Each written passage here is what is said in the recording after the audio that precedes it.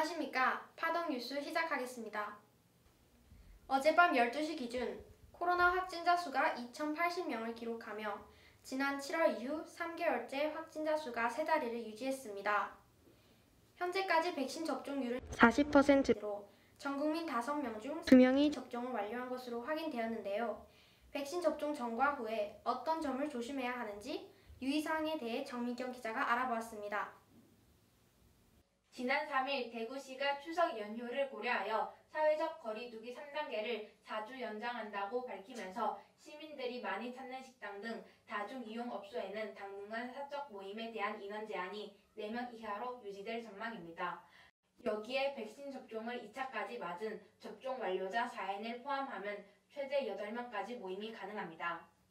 현재 2차 백신까지 모두 맞은 접종자 수는 14일 기준 약 2천만 명으로 전 국민의 40%를 돌파했습니다. 하지만 여전히 백신 접종에 대한 두려움이 커 많은 사람들이 부담감을 나타내고 있습니다. 백신을 맞기 전에는 충분한 수면과 안정을 취해주는 것이 중요합니다. 백신 접종 직후에는 15분 정도 휴식을 취해 알레르기 반응이 있는지를 관찰해야 합니다. 백신 접종 후에는 최소 3시간 안정을 취하며 이상 반응이 나타나는지 주의 깊게 관찰해야 하며 접종 당일과 다음 날에는 과격한 운동이나 음주, 목욕은 삼가야 합니다. 만약 접종 2일 후에도 부기, 통증이 악화되거나 두통, 발열이 심할 경우 반드시 의사의 진료를 받아야 합니다. 파동뉴스 정민경 기자입니다. 두 번째 소식입니다. 민족 대명절 추석을 맞아 온 국민이 한가위 맞이로 분주한 가운데 안전한 연휴를 위해 한국 119 청소년단이 소방안전교육을 진행했습니다. 자세한 소식은 정민경 기자가 전달드립니다. 민족 대명절 추석, 온 가족이 명절 음식 준비로 분주합니다. 하지만 매년 안타까운 소식도 끊이지 않습니다. 지난 4일 영덕시장에서 추석을 앞두고 대형 화재가 발생해 점포 79개소가 피해를 입었습니다.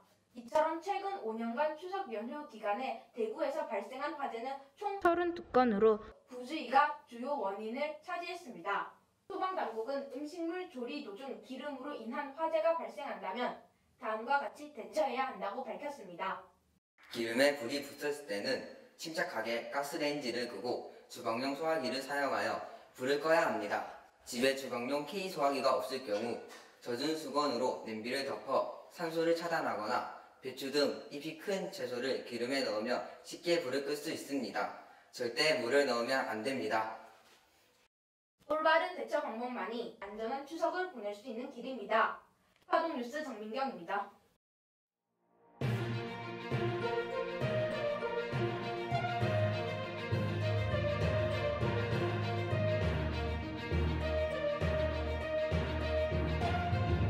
오늘 소방의 킥에서는 화재 예방과 응급처치와 관련하여 우리 가까이에 있었지만 잘 알지 못했던 것들에 대해 알려드리겠습니다.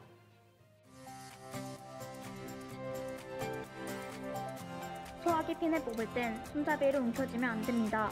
반드시 손바닥으로 소화기를 들어 핀을 뽑아야 합니다.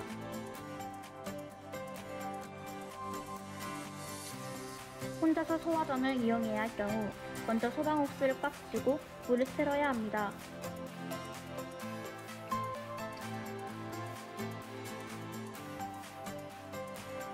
소화전 경보벨은 불이 났을 때뿐만 아니라 위급한 상황에서도 유용하게 쓸 수 있습니다. 학교 폭력 등 발생했을 때 이용해주세요.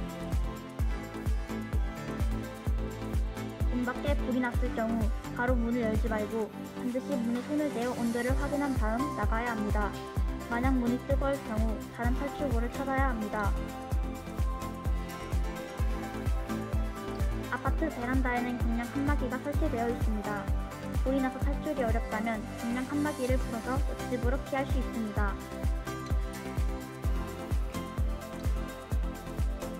아파트에서 화재가 났을 경우 무작정 대피하기보다는 비상방송을 들어 불이 어디서 났는지 확인해야 합니다. 사람이 쓰러져 누군가에게 119 신고 요청을 할 경우 반드시 특정인을 지목해야 합니다. 인상착의를 말하는 것이 중요합니다.